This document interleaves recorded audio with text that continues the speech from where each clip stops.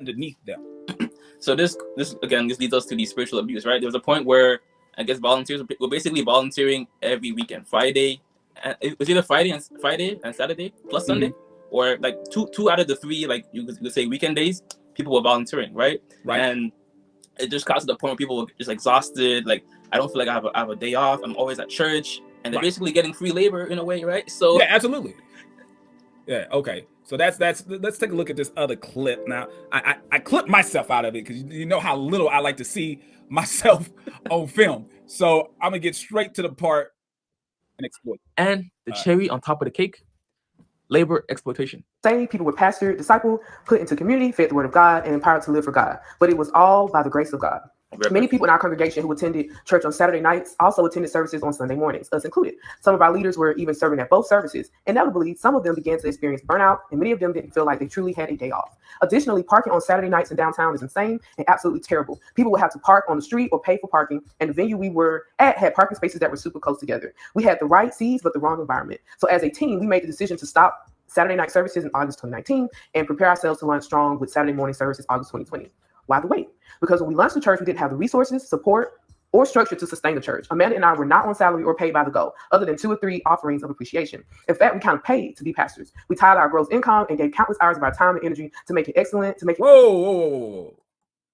They said that they tied their gross income. That means, my understanding of tithing means a tenth, right? 10%. Meaning if you make, let's say, $100,000, then that's $10,000, right? You should not be tithing all the money that you make, your gross income. If you're tithing your gross income, how the hell are you surviving? How the hell can you take care of the responsibilities, right, that God has blessed you with, right? Your family, your household. How can you actually take care of that if you're giving it to this church? I'm not a big believer that every dollar that you give to a church is money that's going to God. It's going clearly to an individual. Because the last time I checked, I haven't seen God deposit a check in some time. I haven't seen God sign up for a Cash App account. So if you're tithing your total gross income, you are absolutely insane.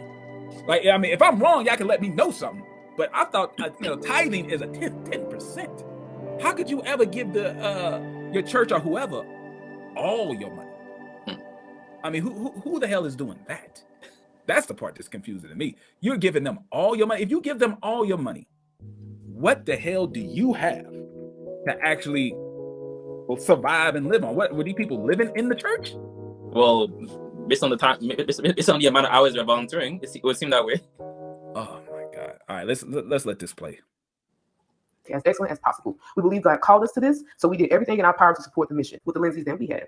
From the Lindseys to these employees, we saw manipulative practices and speech, gaslighting, unfair treatment, financial abuse, and overall domineering leadership. Okay, the first thing that I want to address is by using fear tactics to manipulate people. Now, this can be done in a variety of ways. Oftentimes, it's done by a leader publicly shaming or humiliating one person so that everybody else looking on is now operating from a place of fear because they don't want to be shamed. They don't want to be embarrassed. They don't want to be the next person who's going to be humiliated by this spiritual leader or called out in a meeting or called out and being told that they're rebellious or whatever it is. And so now this leader has made an example out of this one person, thus creating fear in all of the other people that are looking on. Instead of privately taking this person aside and explaining to them how they may have missed the mark or how they may have disappointed you or how they may not have met your expectations, they take the opportunity to publicly shame and humiliate this person so that they can make an example out of them.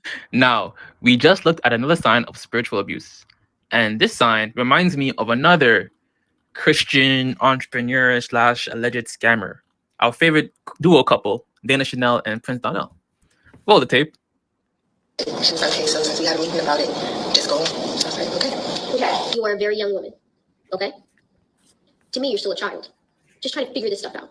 Just because you're a mom does not mean that you have a certain level of maturity level, and it takes people who actually love and care about you to actually sit you down and say, Leanne, you have to stop for a second. Let's reevaluate, okay?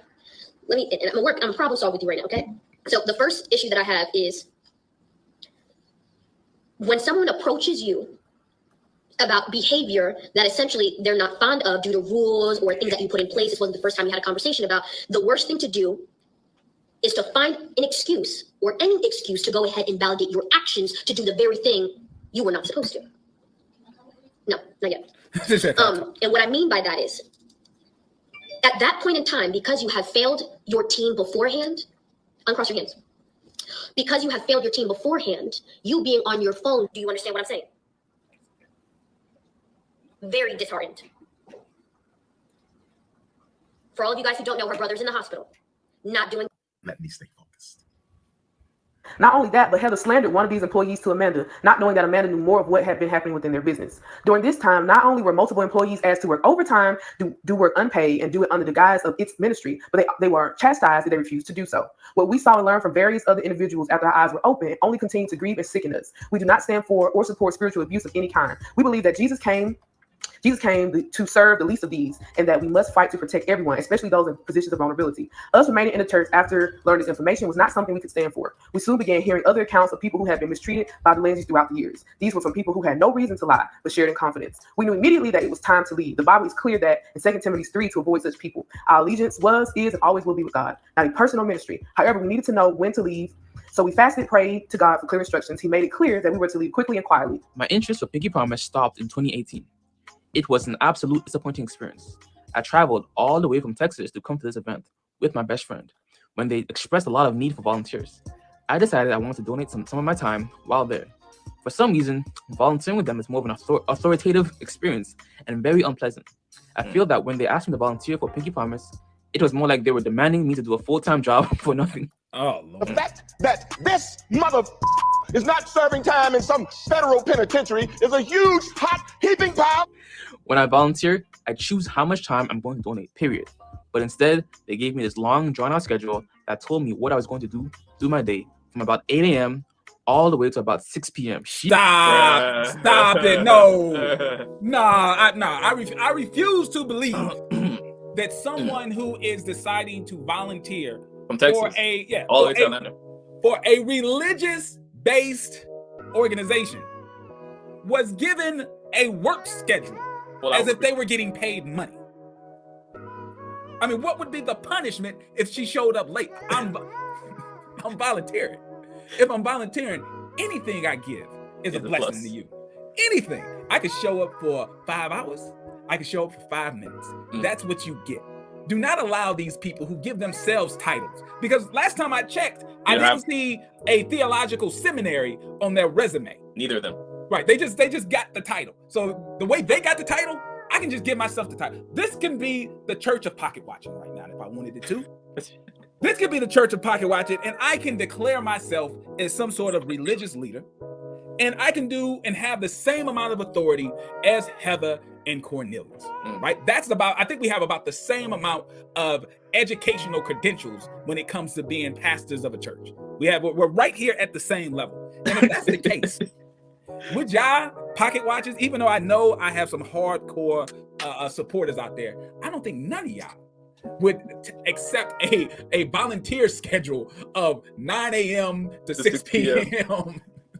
with no work. I mean, getting paid absolutely no money for that work. I don't think no one would do that, man. That's ridiculous.